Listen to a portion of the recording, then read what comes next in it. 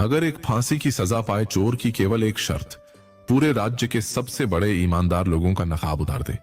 एक तरफ राजा का अहंकार तो दूसरी तरफ मौत से जूझता हुआ चोर, जिसकी एक शर्त ने पूरे दरबार की नींद उड़ा दी। चलिए सुनते हैं एक चतुर चोर की यह बेहद दिलचस्प कहानी। बहुत समय पहले समरगढ़ राज्य में महाराजा वीरभद्र का शासन था। वे अपनी प्रजा के बीच अपने न्याय, दया और बुद्धिमानी के लिए प्रसिद्ध थे। दूर दूर के राज्यों से लोग उनके न्याय की मिसाल दिया करते थे। राजा का मानना था कि राजा का मुकुट तभी सार्थक है जब उसके नीचे बैठने वाला व्यक्ति सत्य और धर्म का सम्मान करे। एक दिन राजा वीरभद्र अपने महामंत्री चंद्रगुप्त के साथ नगर से बाहर भ्रमण के लिए निकले। घोड़े पर सवार राजा हरे भरे वन के रास्ते से गुजर ही रहे थे कि उनकी नजर एक पेड़ के नीचे बैठे एक वृद्ध संत पर पड़ी। संत को देखते ही राजा तुरंत घोड़े से उतरे और श्रद्धापूर्वक संत के चरणों में अपना शीश झुका दिया। संत ने उन्हें आशीर्वाद दिया और कुछ देर तक राजा से धर्म, प्रजा और जीवन के विषय में बातें की। कुछ देर बाद संत से विदा लेकर राजा आगे बढ़े तो महामंत्री ने धीमे स्वर में कहा, महाराज, आप राजा हैं और आपका सिर इतना साधारण नहीं है कि किसी के सामने यूं ही झुका दिया जाए, क्योंकि इस सिर पर पूरे समरगढ़ की प्रतिष्ठा का प्रतीक राज्य का मुकुट रहता है। उस समय तो राजा ने कोई उत्तर नहीं दिया और बस एक हल्की मुस्कान के साथ आगे बढ़ चले।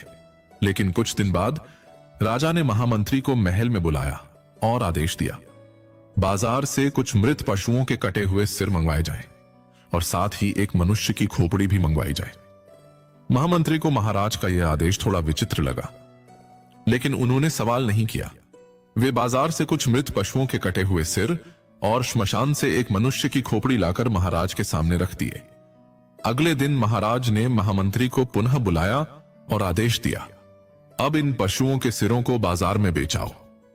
महामंत्री को कुछ समझ में नहीं आया, लेकिन वह चुपचाप पशुओं के सिर लेकर बाजार में बेचने चले गए। उन्होंने बाजार जाकर पशुओं के सारे सिर एक जगह रख दिए। कुछ ही देर में सजावट और अन्य कामों के लिए लोग पशुओं के सिर खरीदने लगे और थोड़ी ही देर में सभी सिर बिक गए। सारे सिर बेचने के बाद महामंत्री महाराज के पास आए और बोले, महाराज, सारे सिर बिक गए। फिर महाराज ने महामंत्री को मनुष्य की खोपड़ी देकर कहा, अब इसे भी बेचकर आओ। अब महामंत्री वह इंसानी खोपड़ी लेकर बाजार पहुंचे और कई लोगों को दिखाई, लेकिन उसे देखते ही लोग पीछे हटने लगे। किसी ने कहा, इसे यहां से ले जाइए, तो किसी ने कहा, हमें यह मुफ्त में भी नहीं चाहिए। शाम तक उस इंसानी खोपड़ी का कोई खरीदार नहीं मिला। महामंत्री थक कर लौट आए और बोले, महाराज, किसी ने इसे नहीं खरीदा। मैंने मुफ्त में देने की बात भी कही, मगर फिर भी इसे लेने के लिए कोई तैयार नहीं हुआ। राजा ने पूछा, और अगर यह खोपड़ी किसी राजा की हो तो? महामंत्री बोले, महाराज, मरे हुए मनुष्य की खोपड़ी चाहे किसी की भी हो, लोग उससे घृणा ही करेंगे। राजा मुस्कुराए और बोले, तो फिर आपने उस दिन मेरे शीश को संत के चरणों में झुकने से क्यों रोका था? अब महामंत्री निरुत्तर हो गए। महाराज ने उन्हें समझाते हुए कहा, महामंत्री जी, जीवित रहते हुए सिर का मूल्य इस बात से नहीं होता कि उस पर मुकुट है या नहीं, बल्कि इस बात से होता है कि वह किसके सामने झुकता है। और यदि मेरा सिर किसी महापुरुष के चरणों में श्रद्धा से झुक जाए तो मेरी प्रतिष्ठा घटती नहीं बल्कि और बढ़ती है। महामंत्री को उसी क्षण अपनी भूल समझ में आ गई और उन्होंने राजा से क्षमा मांगी। लेकिन महाराजा वीरभद्र के न्याय की असली परीक्षा अभी बाकी थी। कुछ ही दिनों बाद एक रात राजमहल में चोरी हो गई। महल की सुरक्षा कड़ी होने के कारण चोर ज्यादा दूर नहीं जा सका और पहरेदारों ने उसे पकड़ लिया। सुबह जब उसे राजा के सामने पेश किया गया तो राजा ने गंभीर स्वर में पूछा, क्या तुमने राजमहल में चोरी की है? चोर ने सिर झुकाकर कहा, हां महाराज, मुझसे अपराध हुआ है। आप जो दंड उचित समझे मुझे दे दीजिए। राजा ने चोरी को गंभीर अपराध मानते हुए उसे मृत्युदंड का आदेश सुना दिया। मृत्युदंड का नाम सुनते ही चोर के चेहरे का रंग उड़ गया। जब सैनिक उसे ले जाने लगे तो वह अचानक बोला, ठहरिए महाराज, दंड देने से पहले मेरी एक बात सुन लीजिए। मैं आपको एक ऐसा रहस्य बता सकता हूं जिसे सुनकर पूरे राज्य की किस्मत बदल सकती है। राजा ने उसे वापस बुलाया और पूछा, ऐसा कौन सा रह। चोर बोला, महाराज, मैं सोने की खेती करना जानता हूं। यदि मुझे एक अवसर दिया जाए तो मैं आपके राज्य में ऐसा खेत तैयार कर सकता हूं जिसमें सोने के दाने उगेंगे। यह सुनते ही दरबार में बैठे लोग एक दूसरे का मुंह देखने लगे। राजा भी कुछ क्षण चुप रहने के बाद बोले, सोने की खेती? क्या तुम मृत्यु से बचने के लिए कोई नई कहानी गढ़ रहे हो? चोर ने हाथ जोड़कर कहा, महाराज, यह बात असंभव अवश्य लग रही है, लेकिन मैं बिल्कुल सत्य कह रहा हूं। पर मेरी एक शर्त है। खेत में सोने के बीज वही व्यक्ति बो सकता है जिसने अपने पूरे जीवन में कभी चोरी न की हो। अगर ऐसा व्यक्ति मिल जाए तो मैं तुरंत खेती शुरू कर दूंगा। राजा को लगा कि यह तो बहुत आसान काम है, इसलिए उन्होंने महामंत्री चंद्रगुप्त की ओर देखा और कहा, महामंत्री जी, हमारे राज्य में आप सबसे ईमानदार व्यक्ति माने जाते हैं। आप ही इस चोर के साथ खेत में जाइए और सोने के बीज बो दीजिए। यह सुनकर महामंत्री का चेहरा अचानक उतर गया। उन्होंने हाथ जोड़कर कहा, महाराज, मैं इस काम के योग्य नहीं हूं। राजा ने हैरान होकर पूछा, क्यों? क्या तुमने कभी चोरी की है? महामंत्री ने सिर झुकाकर कहा, जी महाराज, बहुत वर्षों पहले जब मैं युवा था तब मैंने राजकोष से अपनी आवश्यकता के लिए कुछ धन बिना अनुमति ले लिया था। हालांकि बाद में वह धन वापस कर दिया था, लेकिन मेरा वह काम चोरी ही था। यह सुनकर दरबार में सन्नाटा छा गया। राजा ने कुछ देर सोचकर मुख्य न्यायाधीश की ओर देखा और कहा, न्यायाधीश जी, आप चलिए।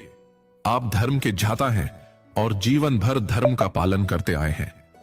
परंतु मुख्य न्यायाधीश भी असहज होकर खड़े हो गए और बोले, महाराज, मैं भी यह काम नहीं कर सकता। राजा ने पूछा, क्या आपने भी चोरी की है? न्यायाधीश ने लज्जा से कहा, जी महाराज, बचपन में जब मंदिर में भगवान को भोग लगाया जाता था तब कई बार मैं प्रसाद के लड्डू चुपके से उठा लिया करता था। उस समय मुझे वह चोरी नहीं, सिर्फ एक शरारत लगती थी, लेकिन आज समझता हूं कि वह भी गलत था। अब राजा वीरभद्र स्वयं गंभीर हो गए। उन्होंने चोर की ओर देखा और कहा, तो चलो, मैं ही तुम्हारे साथ चलता हूं। चोर ने तुरंत पूछा, महाराज, क्या आपने जीवन में कभी चोरी नहीं की? इतना सुनते ही राजा कुछ क्षण चुप रहे। फिर उन्होंने अपना मुकुट उतारकर सिंहासन के पास रख दिया और बोले, यदि सच कहूं तो मैं भी पूरी तरह निर्दोष नहीं हूं, क्योंकि मैं अपनी प्रजा से राज्य के विकास कार्यों के लिए कर लेता हूं और उस धन का कुछ हिस्सा राजमहल, सेना और अपने ऐश्वर्य पर खर्च करता हूं। अतः यदि तुम्हारी परिभाषा में बिना अनुमति किसी का धन अपने काम में लगाना चोरी है, तो मैं भी इस परीक्षा में सफल नहीं हो सकता। चोर ने राजा की ओर देखा। अब उसके चेहरे पर डर नहीं था। वह बोला, महाराज, अब समझ आया कि सोने की खेती करना इतना कठिन क्यों है। राजा ने पूछा, तुम कहना क्या चाहते हो? चोर बोला, महाराज, नहीं मुझे आती है। मैंने तो केवल अपनी जान बचाने के लिए यह चाल चली थी। मुझे विश्वास था कि यदि मैं शर्त रख दूं कि खेत में बीज वही बोएगा जिसने कभी चोरी न की हो, तो कोई न कोई अपनी गलती स्वीकार कर लेगा। लेकिन मुझे यह उम्मीद, पर मेरी एक मैं तुरंत दरबार में बैठे लोग एक दूसरे का मुंह देखने लगे। राजा भी कुछ क्षण चुप रहने के बाद बोले, सोने की खेती? क्या तुम मृत्यु से बचने के लिए कोई नई कहानी गढ़ रहे हो? चोर ने हाथ जोड़कर कहा, महाराज, यह बात असंभव अवश्य लग रही है, लेकिन मैं बिल्कुल सत्य कह रहा हूं। पर मेरी एक शर्त है। खेत में सोने के बीज वही व्यक्ति बो सकता है जिसने अपने पूरे जीवन में कभी चोरी न की हो। अगर ऐसा व्यक्ति मिल जाए तो मैं तुरंत खेती शुरू कर दूंगा। राजा को लगा कि यह तो बहुत आसान काम है, इसलिए उन्होंने महामंत्री चंद्रगुप्त की ओर देखा और कहा, महामंत्री जी, हमारे राज्य में आप सबसे ईमानदार व्यक्ति माने जाते हैं। आप ही इस चोर के साथ खेत में जाइए और सोने के बीज बो दीजिए। यह सुनकर महामंत्री का चेहरा अचानक उतर गया। उन्होंने हाथ जोड़कर कहा, महाराज, मैं इस काम के योग्य नहीं हूं। राजा ने हैरान होकर पूछा, क्यों? क्या तुमने कभी चोरी की है? महामंत्री ने सिर झुकाकर कहा, जी महाराज, बहुत वर्षों पहले जब मैं युवा था तब मैंने राजकोष से अपनी आवश्यकता के लिए कुछ धन बिना अनुमति ले लिया था। हालांकि बाद में वह धन वापस कर दिया था, लेकिन मेरा वह काम चोरी ही था। यह सुनकर दरबार में सन्नाटा छा गया। राजा ने कुछ देर सोचकर मुख्य न्यायाधीश की ओर देखा और कहा, न्यायाधीश जी, आप चलिए। आप धर्म के झाता हैं और जीवन भर धर्म का पालन करते आए हैं। परंतु मुख्य न्यायाधीश भी असहज होकर खड़े हो गए और बोले, महाराज, मैं भी यह काम नहीं कर सकता। राजा ने पूछा, क्या आपने भी चोरी की है? न्यायाधीश ने लज्जा से कहा, जी महाराज, बचपन में जब मंदिर में भगवान को भोग लगाया जाता था, तब कई बार मैं प्रसाद के लड्डू चुपके से उठा लिया करता था। उस समय मुझे वह चोरी नहीं, सिर्फ एक शरारत लगती थी, लेकिन आज समझता हूं कि वह भी गलत था। अब राजा वीरभद्र स्वयं गंभीर हो गए। उन्होंने चोर की ओर देखा और कहा, तो चलो, मैं ही तुम्हारे साथ चलता हूं। चोर ने तुरंत पूछा, महाराज, क्या आपने जीवन में कभी चोरी नहीं की? इतना सुनते ही राजा कुछ क्षण चुप रहे। फिर उन्होंने अपना मुकुट उतारकर सिंहासन के पास रख दिया और बोले, यदि सच कहूं तो मैं भी पूरी तरह निर्दोष नहीं हूं, क्योंकि मैं अपनी प्रजा से राज्य के विकास कार्यों के लिए कर लेता हूं और उस धन का कुछ हिस्सा राजमहल, सेना और अपने ऐश्वर्य पर खर्च करता हूं। अतः यदि तुम्हारी परिभाषा में बिना अनुमति किसी का धन अपने काम में लगाना चोरी है, तो मैं भी इस परीक्षा में सफल नहीं हो सकता। चोर ने राजा की ओर देखा। अब उसके चेहरे पर डर नहीं था।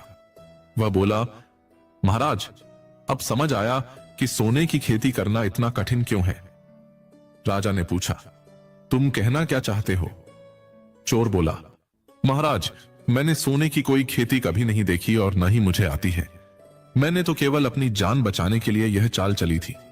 मुझे विश्वास था कि यदि मैं शर्त रख दूं कि खेत में बीज वही बोएगा जिसने कभी चोरी न की हो, तो कोई न कोई अपनी गलती स्वीकार कर लेगा। लेकिन मुझे यह उम्मीद नहीं थी कि स्वयं महाराज भी अपनी कमी स्वीकार कर लेंगे। यह सुनकर दरबार में हल्की सी हंसी फैल गई, लेकिन राजा के चेहरे पर गंभीरता बनी रही। उन्होंने चोर को कुछ देर देखा और फिर बोले, तुमने चोरी की है, इसलिए तुम्हारा अपराध मिट नहीं जाता। लेकिन तुमने आज मेरे सामने एक ऐसा सत्य रख दिया है जिसे मेरे दरबार के बड़े बड़े विद्वान भी नहीं दिखा सके। क्योंकि न्याय का अर्थ केवल अपराधी को दंड देना नहीं, बल्कि स्वयं को भी उसी कसौटी पर परखना है। और जब राजा अपने लिए अलग नियम और प्रजा के लिए अलग नियम बना ले, तब न्याय समाप्त हो जाता है। राजा ने चोर को मृत्युदंड से मुक्त कर दिया